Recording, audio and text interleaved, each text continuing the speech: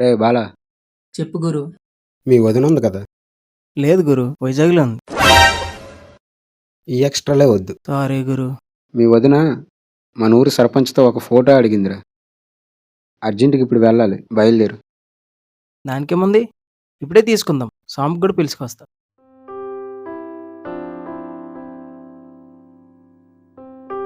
నమస్కారం సార్. అన్నా నమస్కారం. నమస్కారం నరేష్ గారు, నమస్కారం. రండి కూర్చోండి. పాప నువ్వు వెళ్ళమ్మా లోపలికి.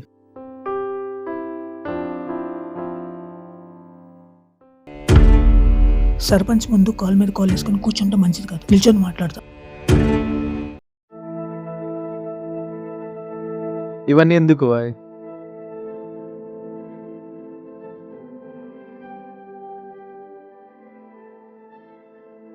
ఇవన్నీ ఎందుకు నరేష్ గారు? ఏదో మా అభిమానం. వచ్చే ముందు ఒక మాట కూడా చెప్పలేదు. ఏంటి విషయాలు? మన నరేష్ గారికి మీతో ఏదో చిన్న పని పడిందన్న, అందుకే ఇలా వచ్చింది. నాతో పైన చెప్పండి నరేష్ గారు, చేసేస్తాను. ఏమి లేదు సార్, మా ఇంటి ఆడపిల్ల మీతో ఒక ఫోటో దిగమని అడిగింది, అందుకనే ఇలా వచ్చాను. ఆ ఫోటోని మా ఇంటి దేవుడి ఫోటో పక్కన పెట్టుకుంటుందంట. జీవితంలో మొట్టమొదటిసారిగా ఒక కోరిక అడుగున్నది సార్, అది కూడా తీర్చకపోతే ఎలా? ఆ విషయం మర్చిపో. అన్నకి సర్పంచ్గా గెలిపించావు కదా, ఒక ఫోటో అడిగితేవరా. నువ్వైనా చెప్పాలి కదా స్వామి, పిల్లడికి అయితే ఏం తెలియదు, నీకన్నీ తెలుసు కదా. వాళ్ళతో ఫోటో తీసుకుంటే మనకి ఎంత ప్రాబ్లం అయితే నీకు తెలుసు కదా. నా దగ్గర తెచ్చే ముందు నువ్వు ఇది చూడాల్సిందే. చూడండి నరేష్ గారు, ఈరోజు నేను సర్పంచ్ అయ్యానంటే మీ వల్లే. నేను కాదన్ను. ఊర్లో మీరు ఒక రైతు బిడ్డ, పెద్ద పాలేరు లెక్క. మీ దగ్గర ట్రాక్టర్ ఉంది, నా దగ్గర కారు ఉంది. మీ ట్రాక్టర్లోకి నేను రాలేను, నా కారులోకి మీరు రాలేరు. రెండింటికి చాలా డిఫరెన్స్ ఉంది. ఇది మీరు అర్థం చేసుకుంటారు అనుకుంటున్నా. అయినా ఆడవాళ్ళు అన్నాక చాలా కోరుకుంటారు. అవన్నీ మనం తీర్చాల్సిన అవసరం అయితే లేదు. సరే అయితే మళ్ళీ కలుద్దాం. సరే అన్న, వెళ్ళొస్తా. మంచిది.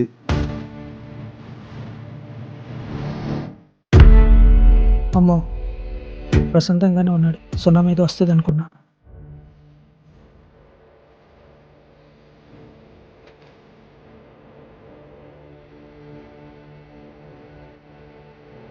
నువ్వు అలా ఉన్న పలంగా వచ్చేస్తే ఫీల్ అయ్యామో అనుకున్నా. బాగానే ఉన్నావు. అయినా స్వామి, నేనెందుకు ఫీల్ అవుతాను?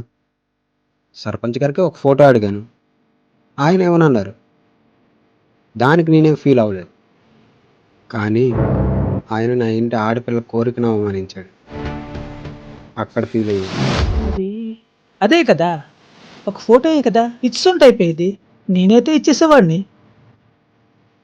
నువ్వు నిజంగానే ఇచ్చేవాడివా? నేనెందుకు దర్జాగా ఇస్తాను. అయితే సర్పంచ్ నువ్వే. అది నువ్వు అనుకున్నంత ఈజీ కాదు.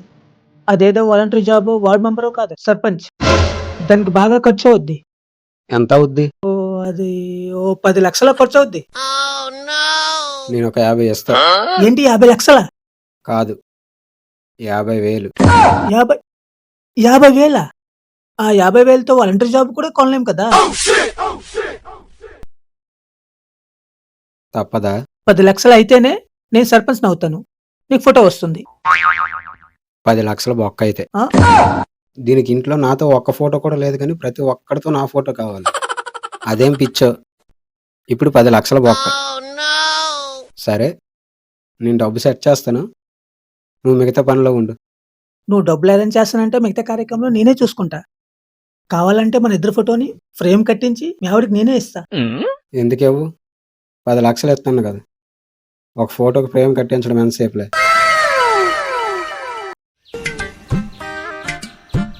అప్పుడు ఆడిని సర్పంచ్ చేయడానికి ఈ పొలాలన్నీ అమ్మాలి, ఇప్పుడు వీరిని సర్పంచ్ చేయడానికి ఈ పొలాలన్నీ అమ్మాలి. ఇప్పుడు అవసరమా గురు? అవసరమేరా.